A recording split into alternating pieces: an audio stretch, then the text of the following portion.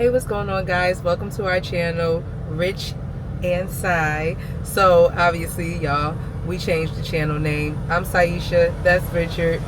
Did you just shake it? So yeah, so the channel name has been changed from Saisha's Life Journey to Rich and Sai because, y'all, my husband has, agreed to be more involved with the vlog, so it just made sense, right? Y'all gonna be seeing him in the vlogs. Alright, so the whole point of, alright, let's get into it. The whole purpose of this video is we're going to discuss, like, what motivates us to keep driving as a team. Like, how do we do it? Because I know I get asked a lot of times, like, from different people, I get asked the question, like, how y'all don't kill each other in that truck? Or how you work with your husband? Like, I wouldn't be able to do that. Or, just teaming in general. Like, how do you be in this small space with another personality?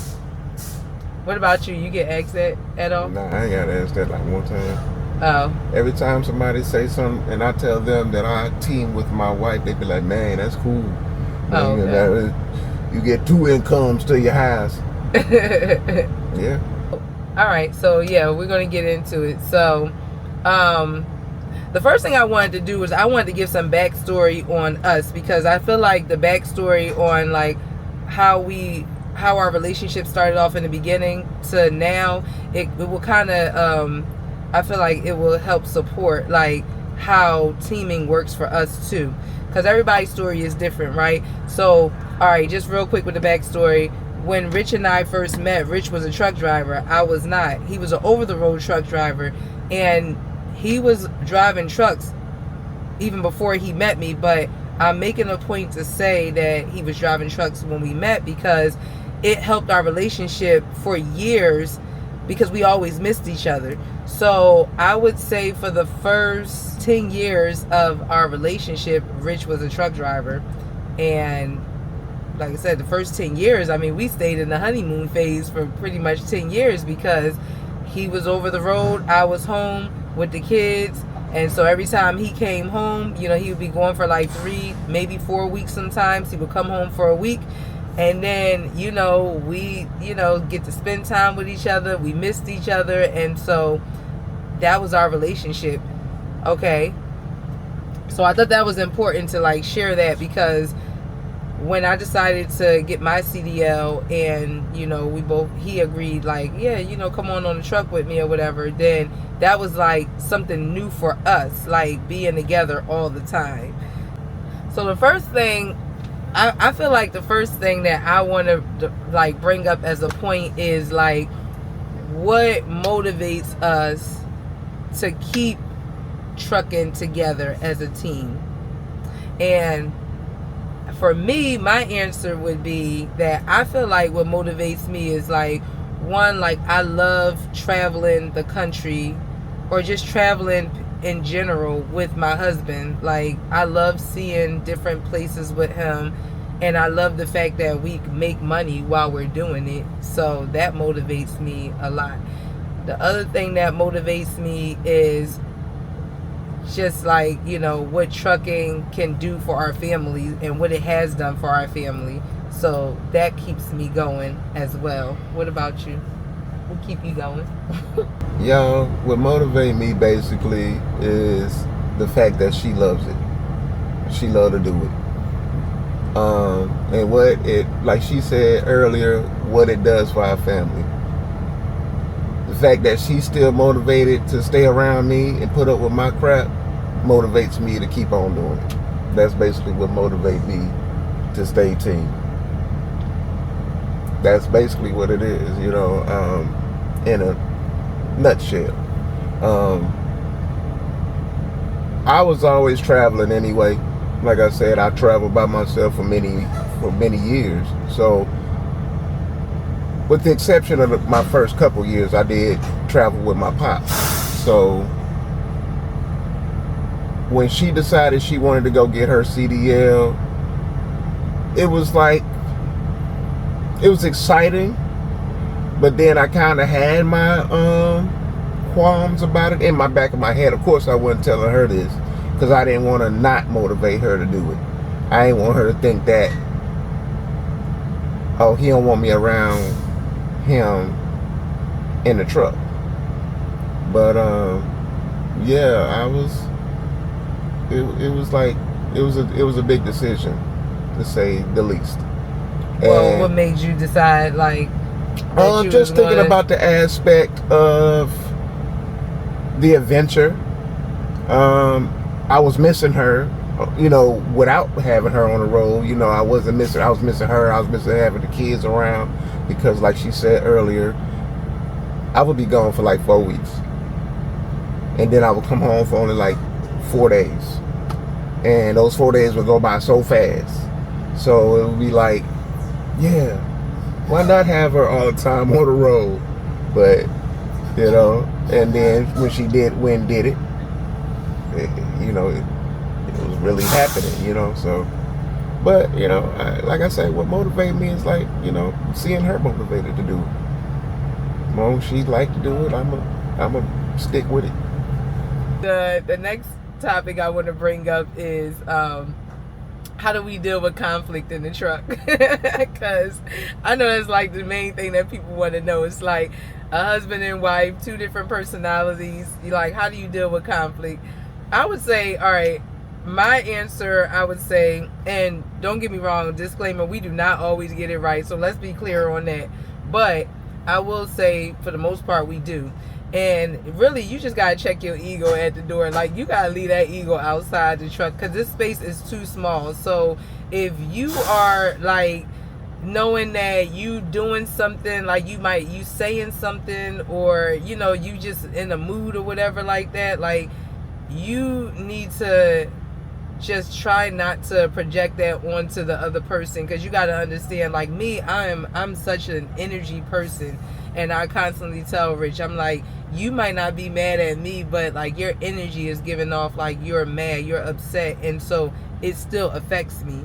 And a lot of times, like, if I realize that, like, me verbally, you know, expressing like what I'm feeling, or, you know, if it might be like a so-called issue or whatever, if I feel like that it's not being received the way that I am intending for it to be received, like if he's not received, then I just shut up. Like, 9 times out of 10, like, I'm just like, just not gonna say nothing. And I know he making a face, but I'm telling the truth. Like, my silence probably do be speaking. It probably it's saying something in itself, but I just feel like it's better than us arguing back and forth.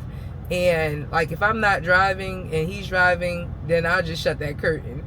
It's like, I said what I said, or I didn't say what I wanted to say, and it's like, okay, I'm just gonna shut the curtain. And when we'll eventually just start talking, like, we'll either just not even bring it up again, and something else will happen, you know, time will pass, and, you know, we talking about something else, laughing at something or whatever like that. Or if I'm driving and he's, you know, in the back, and if he didn't close the curtain, I'd be like, will you close that curtain? Like, because this ain't going nowhere. So that's pretty much, you know, I feel like how we get through conflict. But I will also say, before Rich go, is that, like, it don't happen often for us in the truck. Like, out of 8 years that we've been driving, I would say maybe conflict might have been like 20% of our working together. Okay, would you want to say the conflict? I wouldn't really want to say too much. I mean, basically what same thing she said, but I look at it like this. In order to, you got to pick your battles. Everything ain't worth arguing about. Everything ain't even worth discussing half the time. Because, especially if you know it's going to bring on an argument. Yeah. So just leave it alone. I've never been an arguer. I don't like to argue, but I like to get my point across. If you start it, I'm gonna try to finish it. You know what I'm saying? I think that's the Capricorn in me. It's just what it is. But I don't like to argue at all. I'm not trying to argue with nobody. It just takes too much energy for me to do that. And then I'm driving a truck, so now I'm mad and I'm driving. I don't like it. So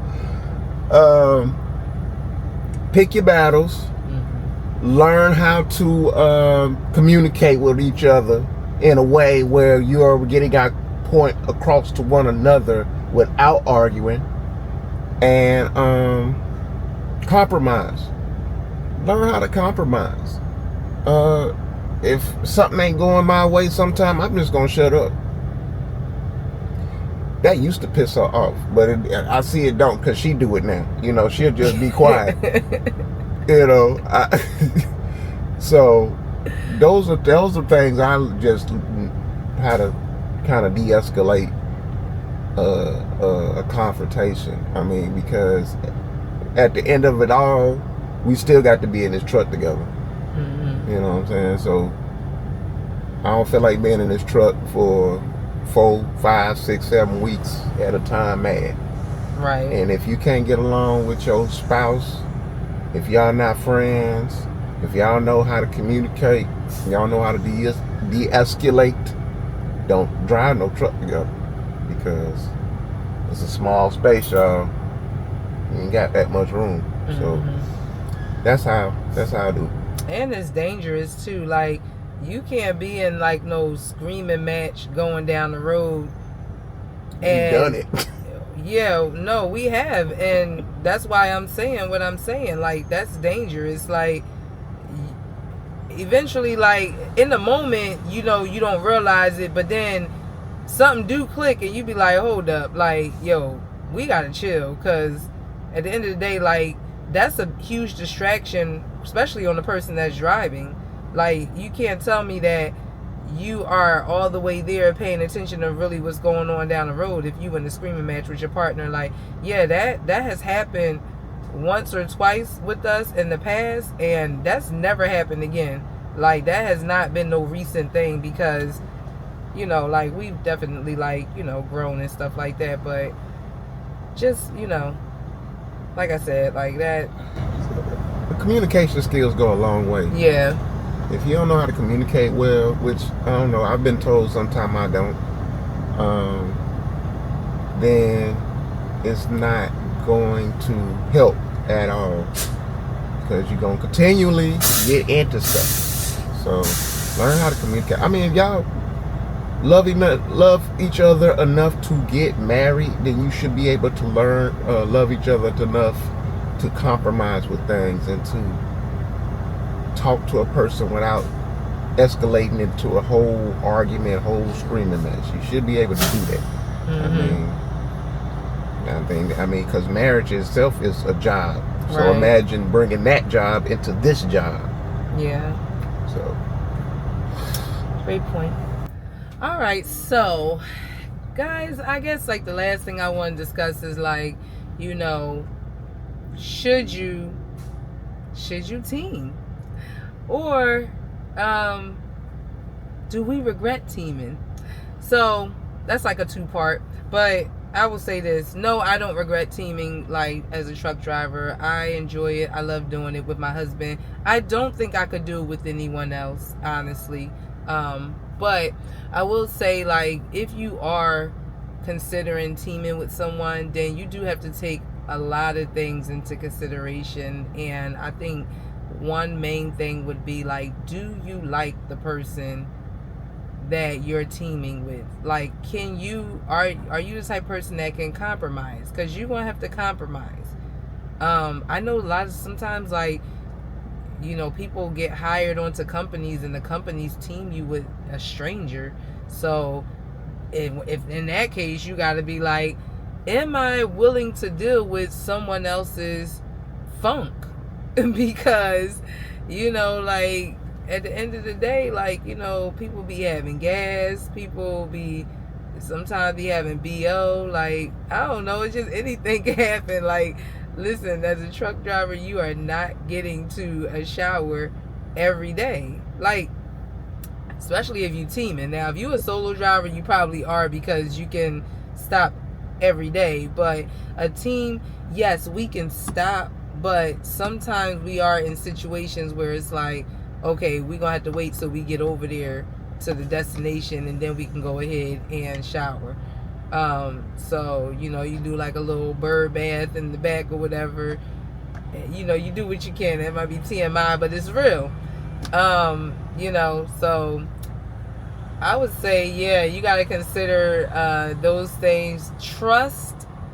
You got to consider trust. Like, are you really trusting somebody else with your life? Because you sleep, they driving.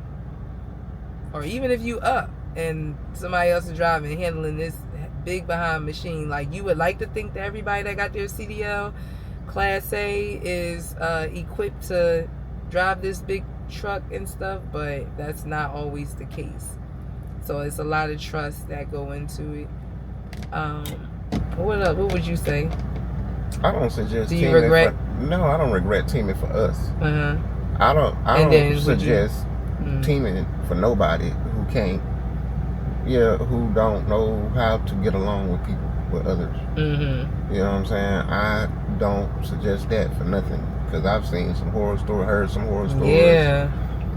I suggest it if you really about your business, you really trying to get some money, because really solo is a good thing if you got a good company or you're independent and you making that independent bread. But teaming is not for the faint of heart. Mm-hmm. You know, I don't care if you brother and sister, brother and brother, sister and sister. I mean, don't put yourself in that situation, man. Y'all been have some hard feelings, right? And